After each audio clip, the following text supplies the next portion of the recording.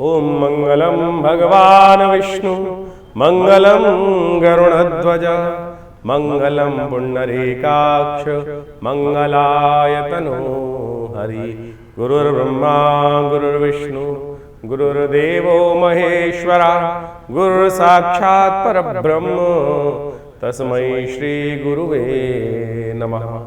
नमस्कार, स्वागत है आपका आचार्यवाणी में। मैं आचार्य डॉक्टर विक्रमादित्य आपके साथ हूँ और आज का विषय है मीन राशि वालों के लिए जून के आरंभ काल में ग्रहों का खेल क्या दिखाता है। ग्रहों की आकाशीय पार्लियामेंट में जो परिवर्तन का योग बनता है वो कहाँ हमारे को किस तरफ खींच के ले जा रहा है। देखिए, मीन राशि वालों, इस वक्त शनि का खेल बड़ा विचित्र आपके लिए चल ही रहा है।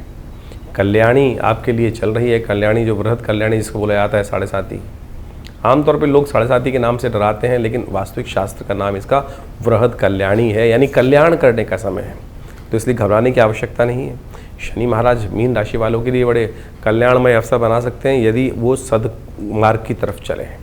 और ज्योतिष के माध्यम से आपको समझ लेना चाहिए सदमार्ग कौन सा आपके लिए। हर व्यक्ति के लिए कुछ ना कुछ अच्छे मार्ग होते हैं, कुछ ना कुछ खराब मार्ग होते हैं। हर व्यक्ति को किन्हीं मार्ग पर चलकर, खास मार्ग पर चलकर सफलता मिलती है। तो मीन राशि वालों के लिए खास तौर पर ये मार्ग जो है इस वक्त थोड़ा सावधानी से चलने का है, आराधना करने का है, तप करने का है। तप युक्त कार्य कर कर आप अपने जीवन को कल्याण की तरफ ले जा सकते हैं। अन्यथा शनि महाराज यदि हल्का सा भी कहीं ना कहीं गलती होगी तो फिर कहीं शनि दंड देने के लिए भी तैयार बैठे हैं। मीन राशि वालों के लिए एक बात समझें कि इस समय जेठ का महीना चल रहा है और जेठ के महीने में इस बार संपूर्ण ग्रह, केवल शनि को छोड़ दीजिए, बाकी सब ग्रह परिवर्तन की तरफ इन 30 दिनों में जाने वाले हैं। कुछ ग्रह परिवर्तन की तरफ जा चुके हैं और कुछ ग्रह परिवर्तन का योग बना रहे हैं।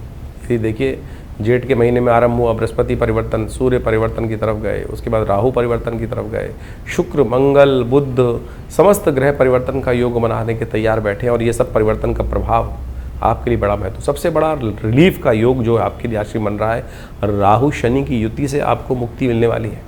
7.5 का आधा प्रभाव जो शनि के साथ राहु ने बैठकर अपना तांडव बढ़ा रखा है, उससे कहीं ना कहीं आपको उस प्रपंच से कहीं ना कहीं छुटकारा मिलने का योग बनेगा। इसके साथ साथ बृहस्पति महाराज वो आपके लिए सुख भाव में बैठकर शनि के जो दृष्टि भाव से उससे निकलकर आगे चले गए हैं, तो वो आपके लिए कहीं ना कहीं रिलीफ दिखाई दे रहा है।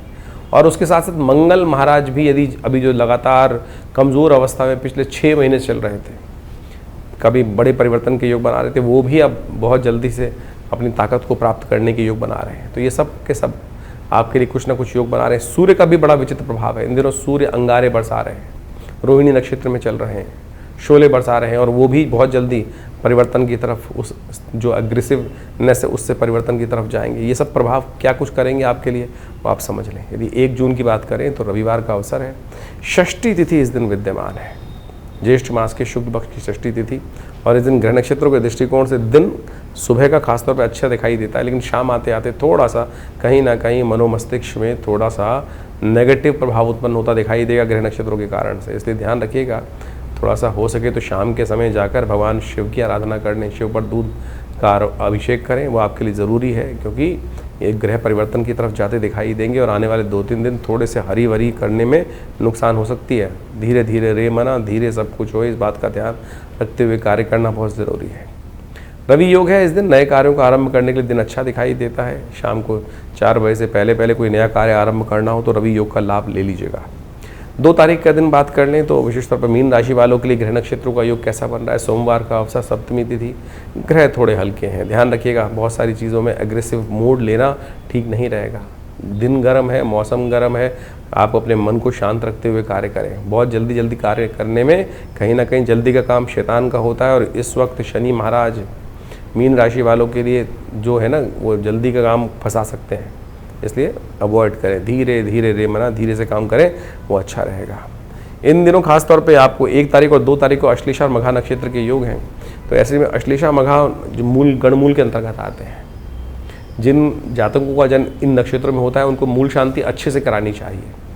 लेकिन होता क्या है कि जो विद्वान लोग आते हैं वो 27 दिन के लिए कहा जाता है उनको कि मूल शांति कर लें। 27 दिन तक क्या करना होता है, 1-1000 मंत्र का नित्यप्रति जप करना होता है, और त्र्यंबक मंत्र का जप कर कर दशांश उसका नित्यप्रति यज्ञ करना होता है। यानी 1 माला का जप 10 माला का विशेष तौर पर जप कर 1 माला का हवन करना होता है। ऐसे 27 दिन तक ये प्रोसेस अपनाने से 27,000 जप पूरा हो जाता है। लेकिन होता क्या है, 27वें दिन केवल आके 27 मिट्टी के पानी, 27 जल, 27 कंकड़, 27 पत्ते, वो सब तो आडंबर हो जाता है, लेकिन मूल कार्य जो होता है मूल शांति का वो नहीं हो पाता है। तो कोशिश ये करें आप स्वयं ही कर लें। हर महीने कभी आता है तो जब भी कभी समय मिल जाए तो 27 दिन में ये टाइम चेक कर लीजिए आपका नक्षत्र कौन सा है, स्वयं कर लेंगे। त्र्यंबकम यजामहे सुगंधिम पुष्टिवर्धनम, ये त्र्यंबक मंत्र है। ये शास्त्र, ये बहुत सारे लोग महामृत्युंजय मंत्र को कह देते हैं इसको, ये लेकिन त्र्यंबक मंत्र है इसका, ये यजुर्वेद का मंत्र है, ये महामृत्युंजय नहीं है। इसको मूल शांति के लिए भी उपयोग किया जाता है, तो आप अवश्य इसका सहारा लीजिए, कल्याण होगा। 3 तारीख यदि हम बात करें, मंगलवार का अवसर है, अष्टमी तिथि विद्यमान है। मीन राशि वालों के लिए बहुत महत्वपूर्ण दिवस है। शनि जयंती जा चुकी है, जो लोग उस समय में लाभ नहीं ले पाए, अभी भी 2 दिन बाकी हैं, 2 योग 3 योग बाकी हैं इस जेठ के महीने में। यदि उनका लाभ में ले लें तो ये शनि के नेगेटिव प्रभाव को ठीक करने का रास्ता बना सकते हैं। शनि की साढ़े दैया का पूरे 1 साल तक निवारण करने का रास्ता बन सकता है। चौथा बुढ़ा मंगल है, बड़ा मंगल है। इस दिन विशेष तौर पर भगवान हनुमान जी की सुंदर आराधना करें, चोला चढ़ाएं, हनुमान चालीसा का पाठ करें, सुंदरकांड का पाठ करें। इसका अद्भुत महात्म्य शास्त्र में बताया गया है। और उसके साथ साथ माँ धूमावती का भी आज जयंती का अवसर है, अष्टमी है। और सबसे बड़ा एक और परिवर्तन, बुद्ध महाराज भी परिवर्तन की तरफ जा रहे हैं आपकी राशि के दृष्टिकोण से। केंद्र भाव के स्वामी हैं और वो मंगल के नक्षत्र में प्रवेश कर रहे हैं। वो आपके लिए अच्छा है, पॉजिटिव है, खराब नहीं है। इसका लाभ आपको बहुत जल्दी देखने को मिलेगा। इसका लाभ कोशिश ये करें पहले इसके महात्म को समझें। ये जो बड़ा मंगल, जो चौथा बड़ा मंगल पड़ रहा है और साथ साथ माँ धूमावती का जन्मदिवस है, क्या प्रभाव शास्त्र में बताया गया है वो हम आपको वर्णित करके बताते हैं। लेकिन इस वक्त सबसे बड़ा योग जो बन रहा है वो आप भी समझ लें, चौथा बुढ़वा मंगल योग है। मंगल का ये ज्येष्ठ में जो मंगल पड़ते हैं वो सारे के सारे विशेष मंगल, बड़े मंगल माने जाते हैं। हनुमान जी ने सुंदर रूप से भगवान राम का दर्शन इस ज्येष्ठ के महीने में किया और उन्होंने विशेष तौर पर हनुमान जी की सुंदर आराधना करने का योग बनता है। हमने विवेकानंद योगाश्रम में इन 5 इस बार ज्येष्ठ के महीने में 5 बुढ़वा मंगल पड़े, बड़े मंगल, तो हमने उन सब में सुंदर रूप से सुंदरकांड का पाठ रखा है। आप भी उसमें सम्मिलित हो सकते हैं। और साथ साथ आज धूम्रावती जी की जयंती भी है। जब जीवन में कष्ट समाप्त होने के योग बना ही ना रहे हों, ऐसे कई बार योग बन जाते हैं जीवन में कष्ट ठीक हो ही नहीं पा रहे हैं किसी भी कारण से, तो ऐसे में कोशिश ये करें आप विशेष तौर पर ऐसे में भगवती धूम्रावती का ध्यान करने का प्रयास करें। भगवती धूम्रावती 10 महाविद्या के अंतर्गत, महाविद्या का अंतर्गत उनको स्थान दिया गया है। और जिस समय में जैसे बगलामुखी इत्यादि भगवती के स्वरूप हैं, ऐसे ही धूम्रावती भगवती समस्त ऐसे कष्टों जिनको जो सिर से ऊपर पानी जब निकल जाए तब इनके मंत्रों का प्रयोग करना चाहिए, और जिससे आपके दुसाध्य कार्य पूर्ण होने की तरफ जा सकें, चाहे मुकदमे के कार्य हों, चाहे वो संसारिक तौर पे कष्टों के कार्य हों। तो ये भगवती के वो स्वरूप हैं, इसमें इनका ध्यान करके पूजन कर लेने से, अनुष्ठान करने से वो समस्त सिद्धांतिक तौर पर कष्ट पूरे होने के योग बनते हैं। तो मीन राशि वालों, आपने इस बड़े मंगल का जो उपयोग करना है वो आप समझ लीजिए, अच्छे से विश्वास के साथ कीजिए।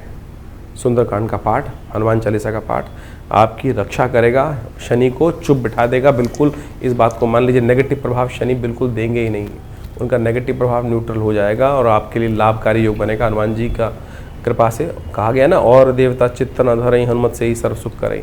अवश्य आपको इस बात का ध्यान रखना चाहिए। वहीं तो बहुत सारे और उपाय करते रहते हैं लोग, भटकते रहते हैं। सीधा साधा उपाय आपके घर में ही है, फिर क्यों ना उसका उपयोग करें। 4 तारीख बुधवार का दिन, और आपकी राशि के दृष्टिकोण से समझ लें कि नवमी का तिथि है उस दिन, और ग्रह नक्षत्रों के दृष्टिकोण से परिवर्तन का समय आ गया है। जो नेगेटिव समय 2-3 दिन चल रहा था, अब उससे राहत मिलने के योग बनेंगे। अपनी इनर कॉन्शियसनेस को समझने का आपको प्रयास करना चाहिए। इनर कॉन्शियसनेस पूरा मोटिवेट रहेगी। शनि के खराब चलते हुए भी फिर भी इनर कॉन्शियसनेस आपको सही तरफ ले जाती दिखाई दे रही है। थोड़े सरल होइए, थोड़ा शिव का ध्यान करें, हो सके तो शिव पर बिल्वपत्र अर्पित करें। आपके लिए महेश नवमी पर ये सुंदर योग बनेगा। शिव पर बिल्वपत्र अर्पित करके भगवान शिव का आशीर्वाद लेने का आपको प्रयास करना चाहिए। 5 तारीख बृहस्पतिवार का अवसर, दशमी तिथि गंगा दशहरे का योग। मीन राशि वालों के लिए समझ लें कि शनि को मनाने का दिन अच्छा दिखाई दे रहा है। बटुक भैरव जी का सुंदर योग बन रहा है। अभी आपके राहु और शनि एक साथ चल रहे थे। ऐसे में मनोमस्तिष्क में कई बार क्या होता है, जब लाभ नहीं मिल रहा होता है और लगातार हार मिल रही होती है ना, तो मन में लगता है किसी ने मेरे पे नेगेटिव जादू तो नहीं कर दिया है। ऐसे में बटुक भैरव जी का मंत्र है, ओम ह्रीं बटुकाय आपद उद्धारणाय कुरु कुरु बटुकाय ह्रीं स्वाहा। यह अभिलाषा अष्टक का एक सुंदर प्रभाव है जो स्कंद पुराण में बताया गया है, उसको हमें समझना चाहिए। और साथ साथ गंगा जो दशहरा है ये भी शास्त्र में एक चमत्कारिक पर्व है। शास्त्र में इसकी अद्भुत कथाएं विद्यमान है, वो हम आपके समक्ष रखने जा रहे हैं। कोशिश ये करें, ये कपोल कल्पित चीज़ें नहीं हैं, ये विशेष तौर पर बहुत सुंदर हैं। ग्रह नक्षत्र आपके लिए सपोर्ट में है। मन को शांत करें, जो इनर कॉन्शियसनेस धर्म की तरफ आपको हमारे चैनल तक खींच के लाई है ना, तो इसका उपयोग करते हुए इस महात्मा को भी समझ लें। इन दिनों ग्रह नक्षत्रों के दृष्टिकोण से उपाय भी कुछ खास कर लेने चाहिए। तो ये उपाय जो हैं वो नोट कर लीजिए। देखिए, इस दिन खासतौर पे गंगा दशहरे का योग बन रहा है, बटुक भैरव जयंती का योग बन रहा है। ये दोनों त्यौहार जो हैं बहुत इंपॉर्टेंट है, बहुत महत्वपूर्ण है, जो विशेष तौर पर दशमी के दिन पड़ते हैं। ज्येष्ठ मास की दशमी के दिन गंगा का अवतरण हुआ, और गंगा का अवतरण इस संसार के कल्याण के लिए महाराज भगीरथ ने, कहा जाता है कि अपनी 3 पीढ़ी तक भगीरथ का जो पीढ़ी थी वो भगवान की आराधना करते रहे। महाराज सगर के जो 60,000 पुत्रों को श्राप दे दिया गया था महर्षि कपिल के द्वारा, और जब कहा जाता है कि जब सत्ता आती है तो कोई भी व्यक्ति जो है वो मदमस्त हो जाता है। तो इंद्र ने एक चाल चली, महाराज सगर ने यज्ञ इत्यादि रखा था, बहुत बड़ा अश्वमेध यज्ञ रखा था, और अश्वमेध यज्ञ के अंतर्गत विभिन्न प्रकार से अपने उस राज्य को सुव्यवस्थित करने के लिए, समृद्धि की पराकाष्ठा प्राप्त करने के लिए महाराज सगर ने अश्वमेध यज्ञ रखा। 100 यज्ञ रखे गए, और अंत में उस संपूर्ण संसार में विजय प्राप्त करने के निमित्त, धर्मयुक्त ध्वजा फहराने के निमित्त घोड़ा छोड़ा जाता था। वो घोड़ा जहाँ जहाँ जाता था वो राज्य समस्त थे, वो राजा का आधिपत्य स्वीकार करते थे। तो कहा जाता था कि वो जो घोड़ा पकड़ लेता था उसके साथ युद्ध होता था। तो वो जो घोड़ा था, इंद्र ने क्या किया, उसको चुराकर उस घोड़े को महाराज जहाँ पर कपिल मुनि विश्राम कर रहे थे, कपिल मुनि साधना कर रहे थे, वहाँ ले जाके बांध दिया। महाराज सगर के पुत्र जगह जगह घूमते घूमते वो ढूंढते ढूंढते घोड़े को पहुँचे, और महाराज कपिल जहाँ पर साधना रत थे वहीं जाके बांध दिया। जब सत्ता में मदमस्त थे, इतना बड़ा यज्ञ चल रहा था, और महाराज सगर से बड़ा प्रतापी राजा कौन था उस वक्त? उनके पुत्र, 60,000 पुत्र वहाँ पहुँचे। तो उन्होंने महाराज कपिल मुनि को पहचाना नहीं, उपहास कर दिया कि अरे साधना करने बैठ गए हो, वट समान हो गए हो, और ये चोरी करने का कार्य करते हो। शांत झील में पत्थर मारने का प्रयास कर रहे थे। कपिल मुनि की साधना किसी प्रकार से टूटी, और उन्होंने क्रोधवश उन जैसे ही सगर पुत्रों को, अहंकारी सगर पुत्रों को देखा, उन सबको भस्म कर दिया। उस तप, जो योग तप के बल से वो सब के सब भस्म हो गए वहाँ पर। महाराज सगर को जब ये पता चला तो उन्होंने बहुत प्रयास किया, लेकिन जब जो कार्य हो चुका था, लेकिन अब उनकी मुक्ति का मार्ग जरूर चाहिए था। उनकी मुक्ति हो सकती थी गंगा जल से ही, गंगा के पदार्पण से ही। तो उनकी समस्त पीढ़ियाँ लगातार 3 पीढ़ी तक उनकी पीढ़ियाँ माँ भगवती गंगा को प्रसन्न करने का कार्य करती रहीं। और जब माँ गंगा का प्राकट्य भगवान के सुंदर श्री चरणों से निकली हुई, भगवान की जो कहा जाता है कि गंगा की उत्पत्ति कथा भी बड़ी विचित्र है, वो समझ लेनी चाहिए कथा कितनी सुंदर रूप से भाव से शास्त्रों में बताई गई है। वामन अवतार के समय में जब भगवान ने 3 पग में समस्त भूमि को नाप लिया था, तो जब भगवान विष्णु का वो पग जो था वो ब्रह्मलोक पहुंचा था, तो तब ऋषि साक्षात ब्रह्मदेव ने उन चरणों को धोने के बाद अपने कमंडल में जो जल रख लिया था वही गंगा थी, वही गंगा बनी। और जब महाराज भगीरथ ने भगवान को प्रसन्न किया ब्रह्मा को, तो भगवान ब्रह्मा ने उस कमंडल जल से वो जल जो था वहीं से गंगा जी को भगीरथ को दिया। लेकिन समस्या ये थी कि वो वेग जो था वो कौन स्वीकार करता? उस धरा पर जब वेग पड़ता तो पृथ्वी फट जाती। तो भगवान शंकर की साधना करके भगवान शंकर को प्रसन्न किया गया कि भगवान शंकर ने अपनी जटाओं में उस गंगा जी को समाया, और उसके बाद वहाँ से गंगोत्री से निकलकर जैसे जैसे वो आगे चलती हैं, तो ये गंगा के पदार्पण की सुंदर कथा है। कहा जाता है दशम पापम हरति दशहरा, संसार में जो 10 प्रकार के पाप हो सकते हैं उन सबसे निवृत्ति जो हो सकती है वो केवल एक बार उस गंगा जल में स्नान कर लेने मात्र से ही हो जाती है। तो इस दिन विशेष तौर पे अवश्य माँ गंगा के जल में स्नान करना चाहिए। गंगा जल का दान करने का भी महत्व अद्भुत बताया गया है। तो ये सब चीज़ें अवश्य करने का प्रयास करें, माँ गंगा की सुंदर आरती करें और समस्त पाप नाशिनी गंगा का सुंदर स्तवन करें, कल्याण का मार्ग प्रशस्त होता है। उसके साथ साथ बटुक भैरव जयंती भी है इस दिन। बटुक भैरव जयंती बड़ी एक ऐसा स्वरूप है भगवान शंकर का जो सशरीर उत्पन्न हुए। कहा जाता है कि एक ब्राह्मण थे, ये कथा भी बड़ी सुनने लायक है, इसको समझना चाहिए। और कहा जाता है कि एक ब्राह्मण थे, काशी के अंदर रहते थे, उनको संतान नहीं थी। भगवान से आशीर्वाद प्राप्त करने के कारण से सशरीर, पूरे शरीर के साथ शिवलिंग से प्रकट हुए भगवान बटुक भैरव, और ये 8 साल के बच्चे के स्वरूप में है। इनका मंत्र है ओम ह्रीं बटुकाय आपत उद्धारणाय कुरु कुरु बटुकाय ह्रीं स्वाहा। समस्त आपत्तियों से रक्षा करने वाले, कैसे भी तांत्रिक प्रयोग हो, कैसे भी जीवन के कष्ट हों, कोई भी किसी ने नज़र लगा दी, कुछ लगा दी, तो यदि उन भगवान का और बटुक भैरव जी के इस मंत्र का जप कर लिया जाए, और उनके भी एक विधि है। हमने ऐसे ऐसे अकाट्य प्रयोग देखे कि जब कोई अनेक प्रकार के किसी ने कुछ नेगेटिव प्रयोग कर दिए, कुछ ना कुछ समस्याएं, ब्लैक मैजिक जिसको बोला जाता है, वो सब किसी ना किसी व्यक्ति के जीवन में हो गया। तो यदि उसको आटे के मीठे गुलगुलों के द्वारा उनका पूजन करने के बाद उनके हवन को यदि इस मीठे गुलगुलों के द्वारा कर लिया जाए, ओम ह्रीं बटुकाय आपत उद्धारणाय कुरु कुरु बटुकाय ह्रीं स्वाहा, इस मंत्र का उच्चारण करते हुए, तो कैसा भी नेगेटिव प्रयोग आपके जीवन में, चाहे फैक्ट्री पे, चाहे दुकान पर, चाहे घर में, चाहे बच्चे पर, चाहे किसी पर भी कई बार हो जाता है। देखिए, किसी घर को तोड़ना तो बड़ा आसान है, बुलडोजर लगा दीजिए टूट जाएगा, कुछ ना कुछ और विस्फोट कर दीजिए टूट जाएगा, बनाने में कितना टाइम लगता है। तो यही इसी प्रकार से कैसे भी नेगेटिव प्रयोग यदि कोई कर दे किसी के ऊपर, जैसे नज़र लग गई किसी व्यक्ति की, और नज़र भी किसी विशेष व्यक्ति की जब लगती है तो बने बनाए बड़े बड़े महल भी खराब हो जाते हैं, अच्छा भला पहलवान व्यक्ति भी खराब हो जाता है। उन सब से आपत्तियों से रक्षा करने वाला ये अद्भुत मंत्र है ओम ह्रीं बटुकाय आपत उद्धारणाय कुरु कुरु बटुकाय। और भगवान बटुक भैरव जी का मनोकामना अष्टक, जो भैरव अष्टक जो है, वो भी बड़ा चमत्कारी है। समस्त मनोकामनाओं को पूर्ति करने वाला ये बटुक भैरव अष्टक माना जाता है। तो इनका भी इस दिन स्तवन कर लेने से समस्त प्रकार के मनोरथ सिद्ध होने के योग बनते हैं। तो अवश्य इस जो ज्येष्ठ मास के शुक्ल पक्ष की दशमी होती है, इस दिन गंगा जी का अवतरण और साथ साथ भगवान बटुक भैरव जी की जयंती का शास्त्र में वर्णन किया गया है। तो आप इन दोनों उत्सवों को आनंदपूर्वक मनाएं और सुंदर रूप से अपने कष्टों को दूर करने के लिए इन सब विधियों का सहारा लीजिए। शास्त्र में वर्णित है, हमने हज़ारों लोगों पर इसका प्रयोग करके देखा और बिल्कुल चमत्कारिक है। और इसका एक यंत्र भी बनता है, भैरव जी का यंत्र। जब कैसे भी घर में यदि कई बार क्या होता है कि कई बार नेगेटिव प्रयोगों को बचाने के लिए लोग, आपने देखा होगा कि वो लुट्टियाँ लगा देते हैं जीभ पे लटकी हुई बाहर, और नज़र से बचाने के लिए, नज़र दोष से बचने के लिए।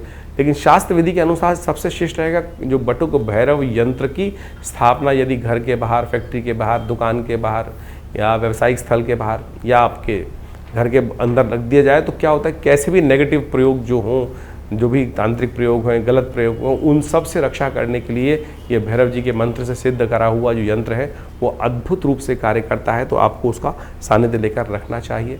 वो बहुत सुंदर योग देता है, कष्टों को दूर करने का योग बनाता है। तो मीन राशि वालों, आपने अभी गंगा दशहरा का महत्व समझा, बटुक भैरव जी का मंत्र भी समझा। इस दिन ग्रहों का परिवर्तन जो हो रहा है वो बहुत आपके लिए लाभ ही दिखाता है, खराब नहीं दिखाई देता। बहुत जल्दी और सुंदर योग बनकर तैयार हो रहे हैं। और ख़ास तौर पर ऐसे में एकादशी का सुंदर योग बनकर है, शुक्रवार के दिन एकादशी का योग बन रहा है 6 तारीख को। और ये महालक्ष्मी कृपा प्राप्त करने के लिए योग अच्छा है, क्योंकि गजकेसरी योग भी आपकी राशि में विद्यमान हो जाएगा। बृहस्पति तृतीय चतुर्थ भाव में बैठकर चंद्रमा को दृष्टि डालेंगे और ये कहीं ना कहीं स्थितियों को अच्छा करने की तरफ आपको ले जाते दिखाई देंगे, और इसका पूर्ण प्रभाव आपको बहुत जल्दी दिखाई देने को मिलेगा। ऐसे में निर्जला एकादशी के दिन सुंदर भगवान विष्णु का स्तवन करें। इस बार निर्जला एकादशी बहुत महात्म लेके आई है। और 1 लोटा जल का दान, आपने देखा होगा छबीली लगा लगा के लोग बहुत लाभ लेने का प्रयास कर रहे होते हैं। सोचें, किसी और संस्कृति में ऐसा काम किया जाता है क्या? जल का दान केवल वर्ण शास्त्र में ही मिलता है, हमारे हिंदू सनातन संस्कृति में मिलता है। और पुराण, विष्णु पुराण में तो इसके बारे में जो कहा गया है वो आप समझें।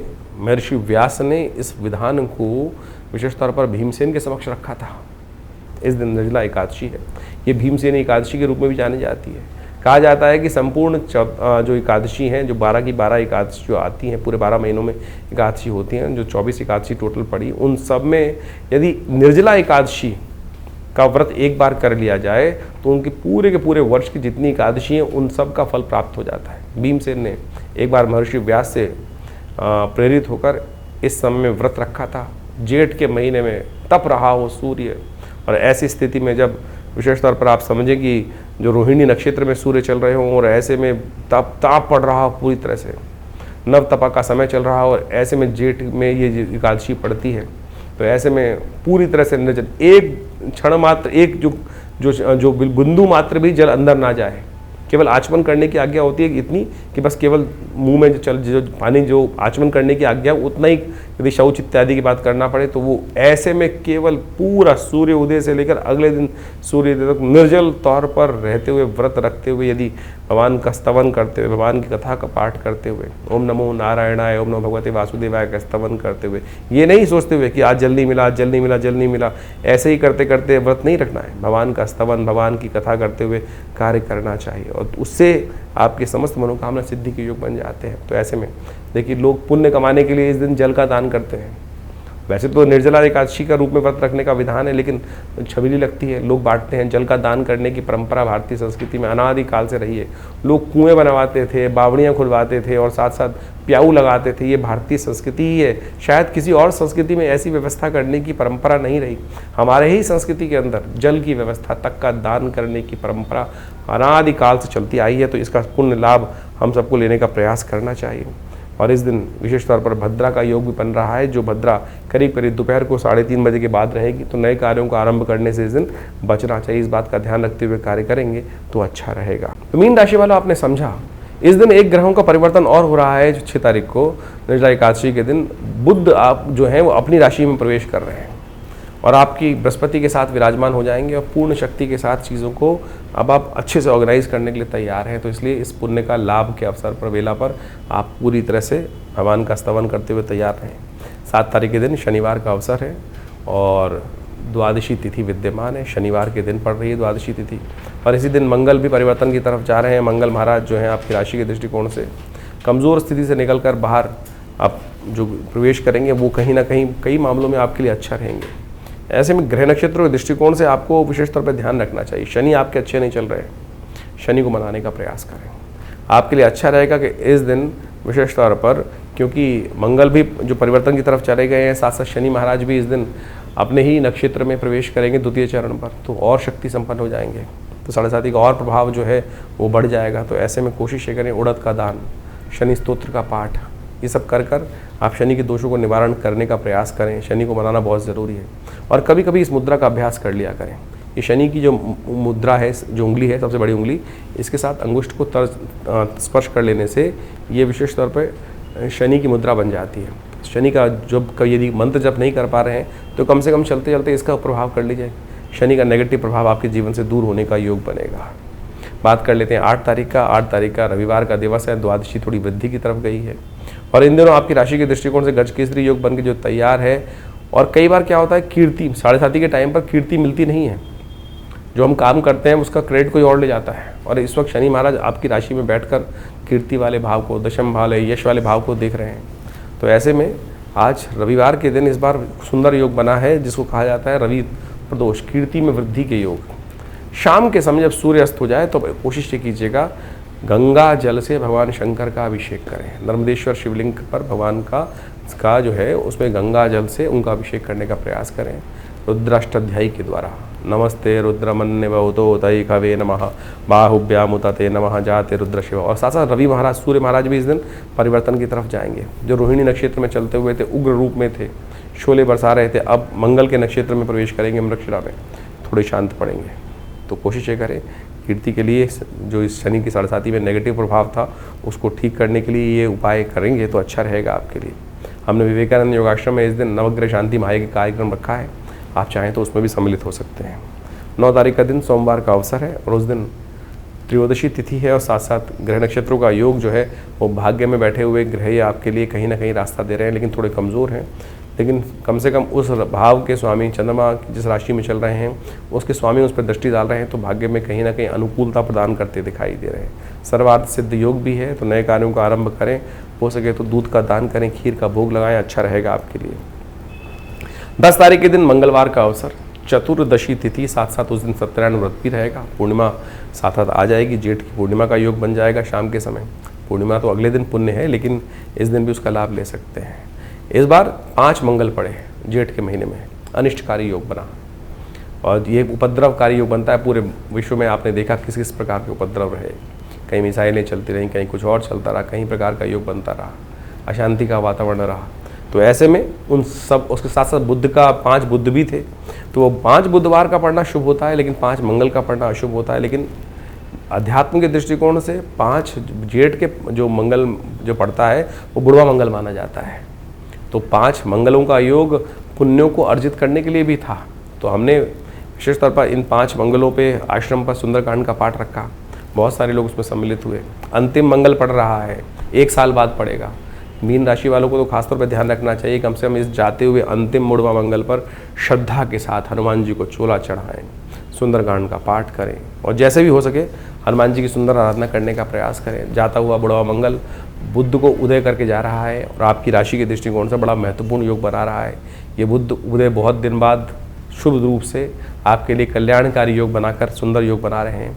कोशिश करें, बुद्ध का मंत्र जप करें, हनुमान जी का सहारा लें। और जो हनुमान जी हैं जो बुद्धिमान है, श्री गुरु चरण सरोज रज निज मन मुकुर सुधार, वर्णौ रघुबर बिमल जोदायक फलचार, बुद्धहीन तनु जान के सुमिरो पवन कुमार। तो कहा गया ना, बुद्धिहीन जानकर काम करने का प्रयास करें। बुद्धि दाता है तो इसलिए बुद्धिवान है हनुमान जी महाराज, तो उनका ध्यान करते हुए कार्य करें, कल्याण होगा। जो ज्योतिष का ग्रह योग आपने अभी समझा, किस प्रकार से ज्येष्ठ के अंतिम भाग में, ज्येष्ठ मास के अंतिम भाग में जो ग्रहों का योगा योग बन रहा है, विभिन्न परिवर्तन के योग बने इस ज्येष्ठ के मास में। यानी अगर ज्योतिष के दृष्टिकोण से आप देखें कि शनि को छोड़कर बाकी समस्त ग्रह अपनी अपनी राशि से परिवर्तन का योग इस ज्येष्ठ के महीने में बना चुके हैं और इन सब का प्रभाव आपकी जन्मपत्री के अनुसार से आपके जीवन पर गोचर का प्रभाव अवश्य हो रहा होगा। और उस प्रभाव को यदि समझा सकता है, कोई समझ सकता है, तो ज्योतिष की गणना के द्वारा ही समझा जा सकता है। इस समय की चाल को समझना ही सबसे बड़ा महत्वपूर्ण है। देखिए, ये वैज्ञानिक युग है, इसके अंदर कुछ भी हम जो भी कार्य करते हैं उसको एनालाइज कर लें, समझ लें क्या कुछ प्रभाव कर रहे हैं, क्या करने से क्या प्रभाव उत्पन्न होगा, उसको अच्छे से एनालाइज किया जा सकता है। आधुनिक विज्ञान ने यही समझाने का प्रयास किया और ज्योतिष विज्ञान भी आधुनिक विज्ञान के साथ साथ उन दैविक योगों को आपके मत में, आपकी मति में, आपकी बुद्धि में डालने का प्रयास करता आया है कि क्या ग्रहों का प्रभाव किस प्रकार से आगे आने वाले समय में होने वाला है। और उसको समझकर जो बुद्धिमान व्यक्ति उसका लाभ उठाने का प्रयास करते हैं वो जीवन में सफलता को प्राप्त कर लेते हैं। भ्रांति करने वाले, अनेक प्रकार से कटाक्ष करने वाले इस संसार में सदा हैं, सदा रहेंगे ही। कई लोगों की भ्रांति हर क्षेत्र में होती है। वैज्ञानिक तरक्की हो रही है तो क्यों हो रही है, उसका क्या लाभ है, क्यों करनी है, किस प्रकार से करनी है। गाड़ी आई तो क्यों आई, विमान बने तो क्यों बने, दवाइयाँ बनी तो क्यों बनी, किस प्रकार के कटाक्ष लोग करते रहेंगे। जिन्होंने कहा कहना है, कुछ ना कुछ कटाक्ष निकालना है, कुतर्क करना है, वो करते रहेंगे। बुद्धिमान व्यक्ति उन कुतर्कों पे ध्यान नहीं देते और अपनी आगे गति बढ़ाने के लिए जीवन में हर प्रकार से सद्मार्गों पर चलने का यथाउचित भाव से प्रयास करते हैं।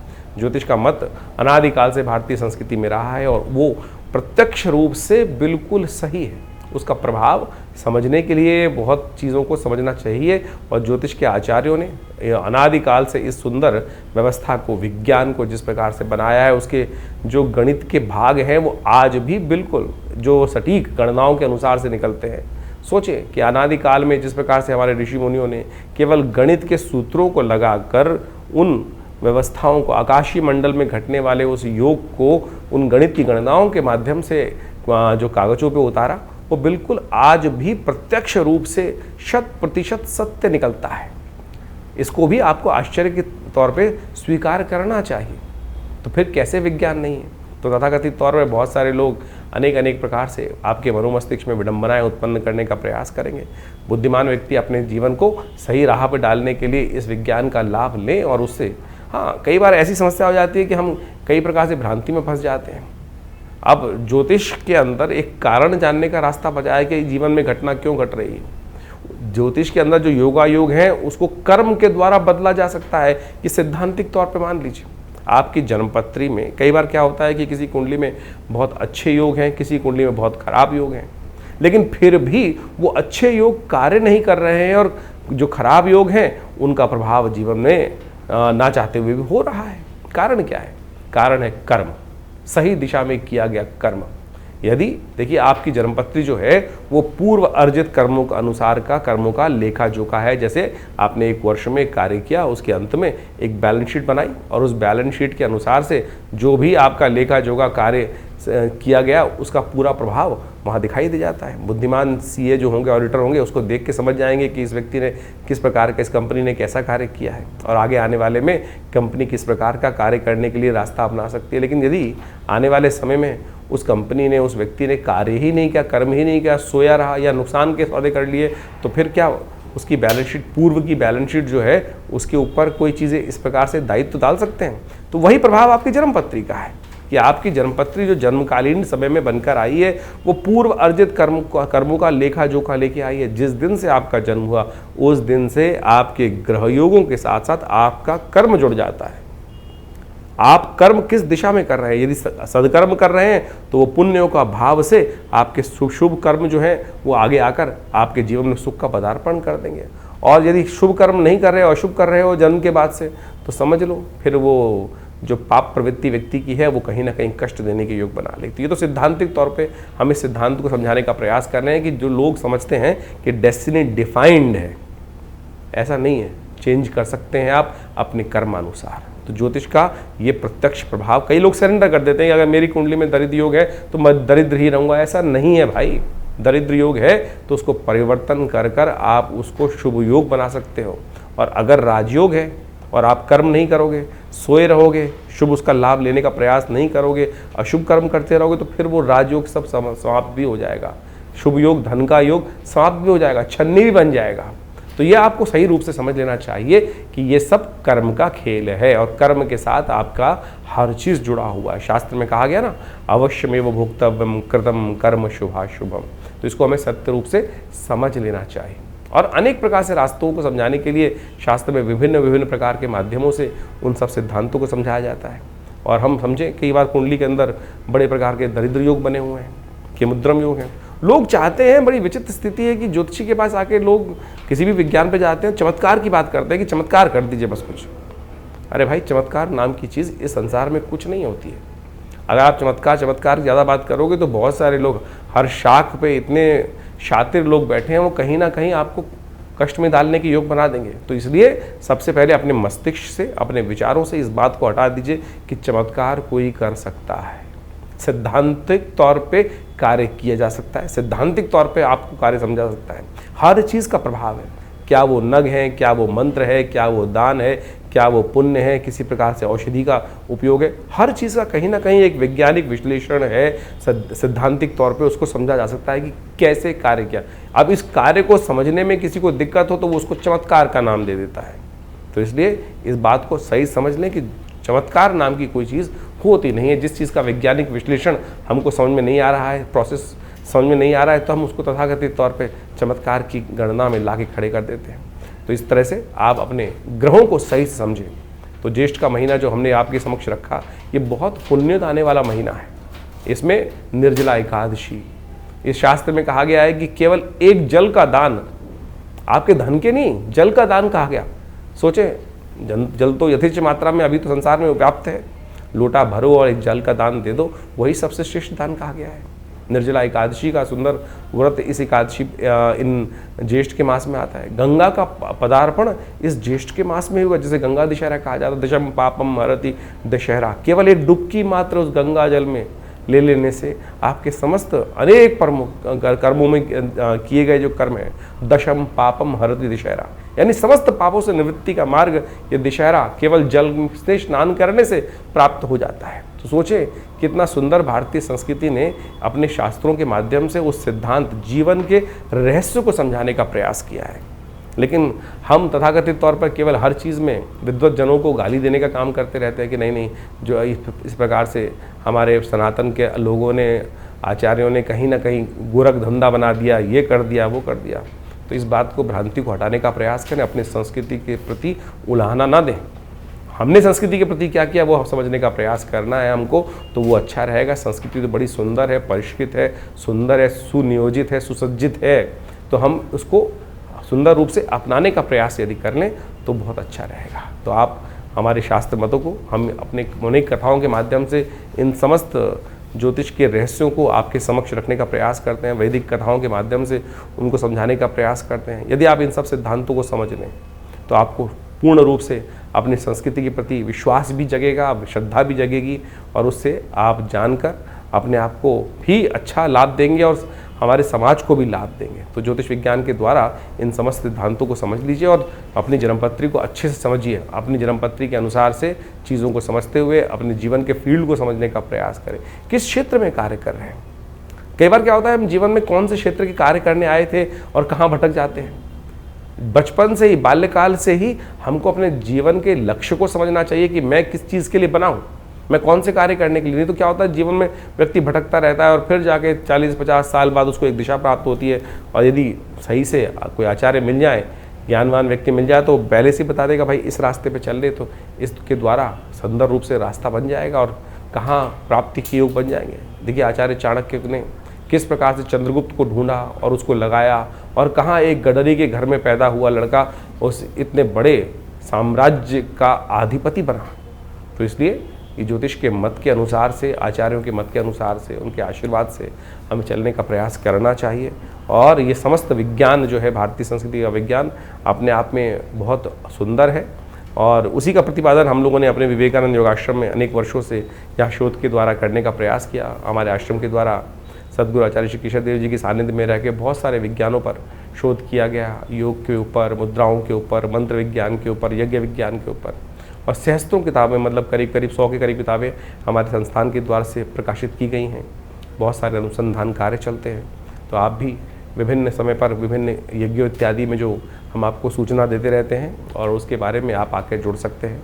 और विभिन्न रूप से आश्रम की जो गतिविधियाँ हैं, अस्पताल है, ये मंदिर है और साथ साथ यज्ञ इत्यादि की जो कर्म है, उनमें सब में जुड़कर लाभ लें। आपके जीवन में कल्याण का मार्ग प्रशस्त होगा।